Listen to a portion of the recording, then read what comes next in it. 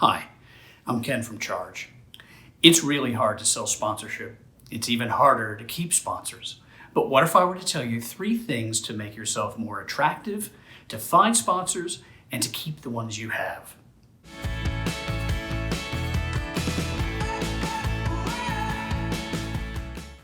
There's no doubt that sponsorship is hard to sell. It's also hard to keep the sponsors you have. Over the 20 years that I've been involved in sponsorship, I've identified 3 things that sponsors look for in terms of the properties that they sponsor.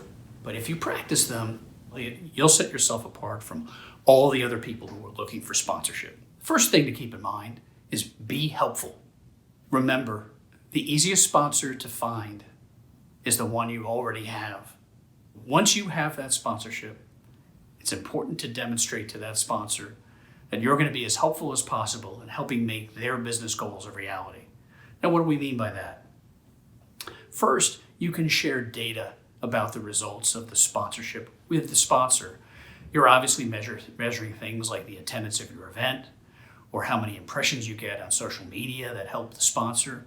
Be sure to share that data and to do it proactively in order to show that you are helpful in making the sponsor's goals a reality.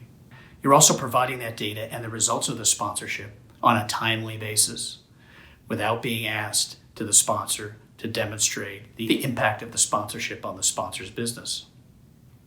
And finally, you're providing friendly reminders. You're providing updates. You're doing things that are important to the sponsor that they might not have time to track. So all these things are going to demonstrate that you're a helpful property and that you're worthy of continued sponsorship support. The second thing is, be a good consultant.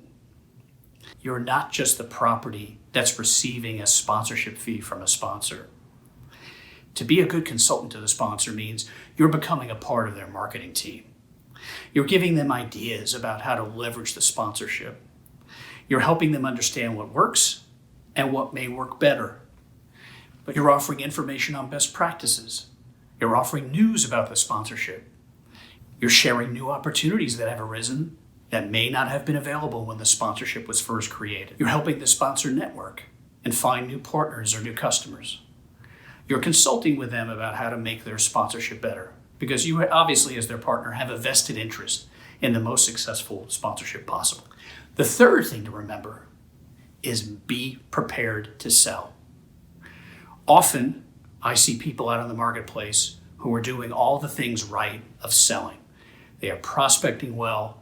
They're reaching out to sponsors with unique proposals. They're doing everything that I would think that they need to do to sell sponsorship, yet nothing happens. It's often the case that properties are not ready to sell. What does that mean? Well, sponsorship is a marketing relationship. You're taking the sponsor's message and you are promoting the sponsor's message on your side, through your social media, through your public relations, through your YouTube channel, through all the marketing platforms that you have available. The better you are at marketing, the stronger your brand, the bigger your audience, the more prepared you are on things on the marketing side, the more attractive you would be to a sponsor on the sales side. We call this sponsorship readiness. So if you remember the 3 B's, be helpful, be a good consultant, and be sponsorship ready, you will attract more sponsors and keep the ones that you have.